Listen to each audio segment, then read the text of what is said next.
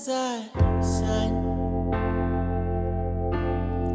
He was devoured by earth. There was a God.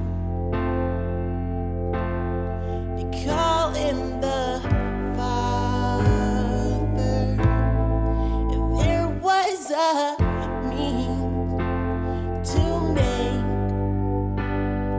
a valley with grace out of this hole that I've dug for me.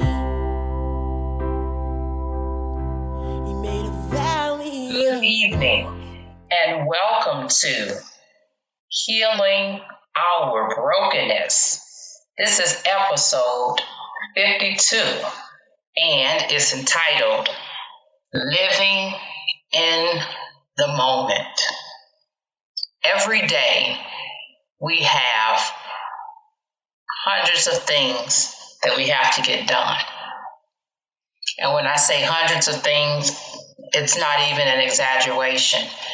We end up maxing ourselves out on our to-do list. And then what we end up doing is trying to do 2 and 3 different things at one time. And while we're doing these 2 to 3 different things, we're not able to focus on one thing, not even one of those 3 different things. And that's because we are trying to remember what it is we have to get done next. And this becomes a vicious cycle day after day. So how do we become more purposeful and living in the moment? Well, I want to go back to a story of what occurred to me, and this was back this past August, and it happened the same week that I was rear-ended on my way to work at about 4-something in the morning. That particular morning, the first week of August, I noticed that I had started to feel sinus pressure in my head, was getting sinus headaches, having a little bit of feeling off balance, and getting a little bit of vertigo at the same time. And all I could think of is, of course, this is the last thing that I needed after having to deal with the emotional and mental trauma of being in an accident, with already having an extreme phobia of driving, being rear-ended, my worst nightmare coming true, and now I'm having to deal with severe allergies. I literally was so off balance where I thought I was going to tip over. The ragweed pollen was in full bloom, and along with that, the mold count was also really high in the area.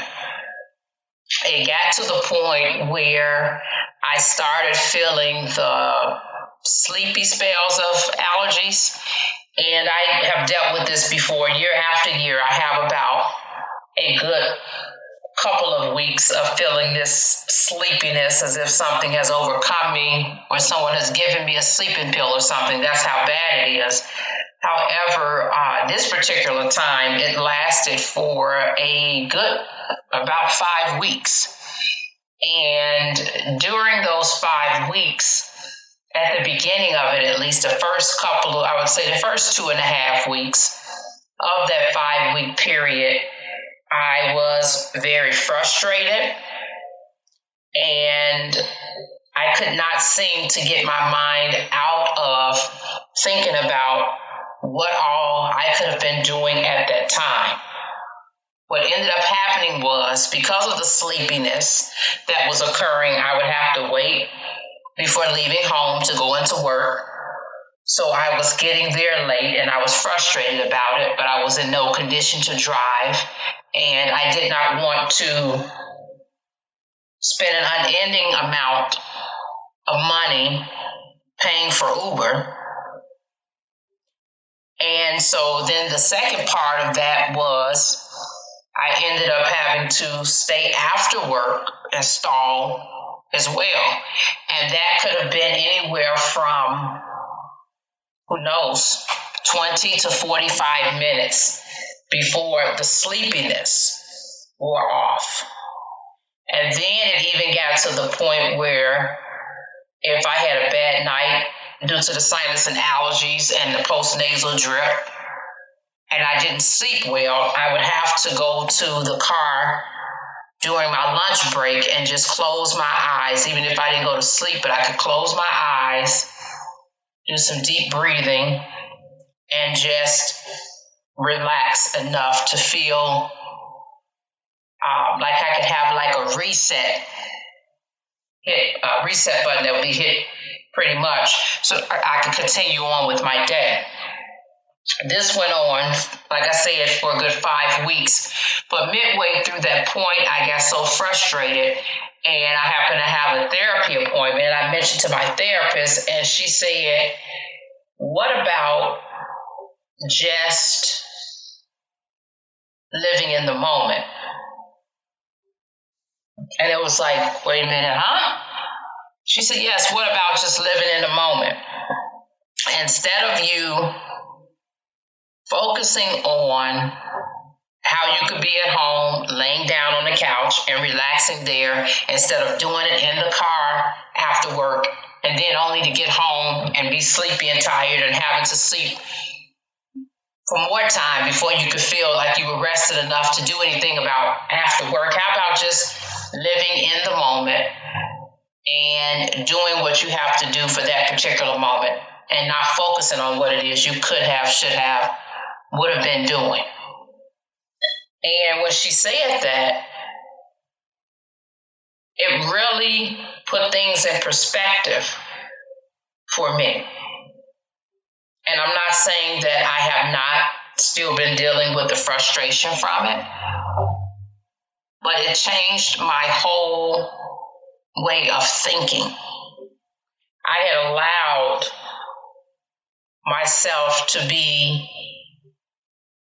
actually have the situation to take over me, to take control of me and my thoughts, rather than me being in control of the situation.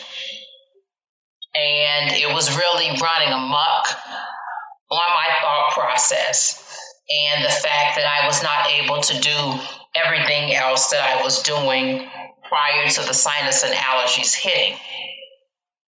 So what I found out after really focusing on what she said, and at that point, I had been going to the car for about a good week when she mentioned this to me, I began to see that going to the car during lunch to take a break, or either to the break room at work after eating lunch to take a 20-minute break minimum, became a necessity for me. It was a timeout / moment to hit the reset button / meditation time / stillness. And it was very much so needed. And had the sinus and allergy issue never occurred, I probably would have missed out on that.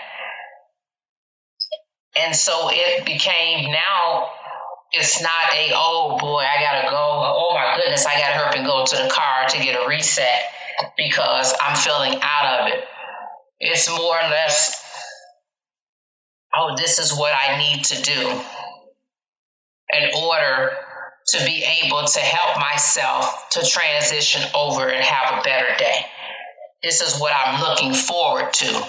Some quiet time, some reset time, some stillness time, and time for my soul to have an emotional and mental reset. And what I've also been able to find out as well is from having this stillness time, it has allowed me to be able to release some of the grief that has been bottled up. And I also had to learn how to give myself grace in those moments, because I got to the point where okay, I had accepted the fact that I would have to take a time out during lunch to help to continue my day and the ability for me to drive home safely for myself and others who are on the road. But it got to the point where I was frustrated because I said, okay, this is supposed to be my quiet time. And here I am sitting during quiet time, grieving. And so once again, I had to really think about what she had said about living in the moment. If the grief comes up while I have my eyes closed, release it. Go ahead and let it come out. And be thankful that I'm able to do that I have the time and the space to do it. If I was upstairs eating in the lunchroom, I would have to get up and go to the restroom every few minutes to let the grief out. So I thank and praise God that I was just able to do that in the comfort of my car. When we have our minds on all of these different things that we could be doing instead of living in the present moment and enjoying those different things that's going on at that time and finding those different things that we could be grateful for, even in that bad situation, what happens is we have a denial of what reality is. That is one of the number one things that keeps us, it prevents us from living in our present moment, is that we have a denial of reality. And when we bask in this denial of reality, it can easily turn over into self-pity, which is toxic. The next thing that prevents us from having a living in the moment experience is wishing for something else. Would have, could have, should have. Would have been, should have been, could have been. Those three things are not the case, and what is what is right now is what we have to look at. But as long as we're wishing for something else, we cannot live in the current moment. When we have too many unrealistic goals and too many things that are going on at one time, they also prevent us from living in the current moment. Another thing that is on the list as far as living in the current moment as a prevention, that is not coming up with a list of the top priority items for that particular day and knowing whatever else would have to be dropped if we can't get to those particular items on our list. So when we accept the reality of our current situation, it leads to growth. It leads to new opportunities, and it even leads to more observations that we wouldn't have had if we continued in denial. And God knows each and every one of us, just like he says in his word that he knows every single number of hairs on each one of our heads. And so he meets us there in the moment. When we get to the place of growth and understanding and acceptance, we will see that that particular situation isn't forever. It feels like it's forever, but it's usually not. And in some cases, if it is going to be a permanent situation, we can still change our outlook so that we are not allowing discouragement to set in from those unmet expectations. What did Jesus say about living in the moment? Matthew 6:34, he says, "Therefore do not worry about tomorrow, for tomorrow will worry about itself. Each day has enough trouble of its own."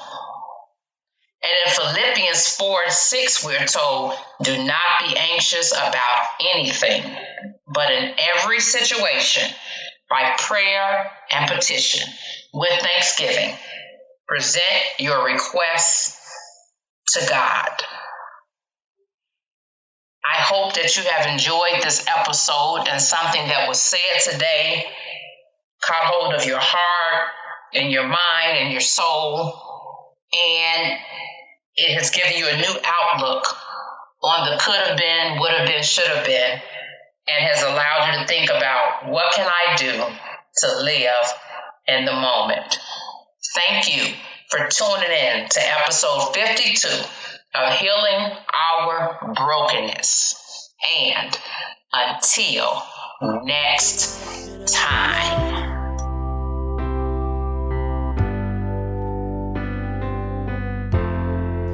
Turn those valleys into places to learn instead of burn and perish away.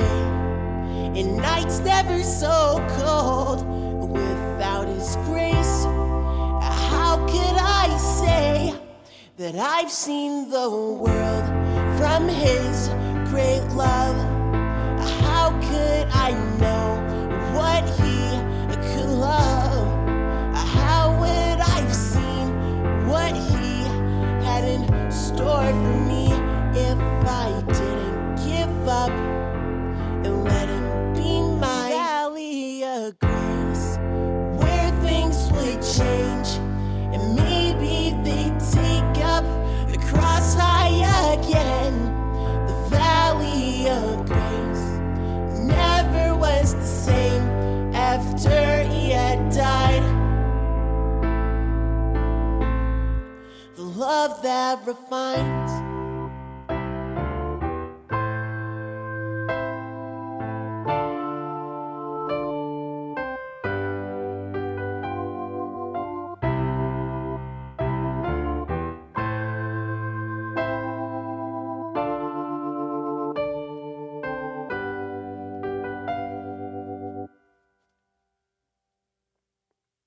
So much I wish I could give back, but I'm not intact to be sharing all of that. You took the price to give me that life, and now it's never gonna fade away. When I see I need more of Him, He whispers the sweetest of mercies upon my ears, and I won't go back the way it was again, again, again, and now a valley of grace where things would change. I've seen the lights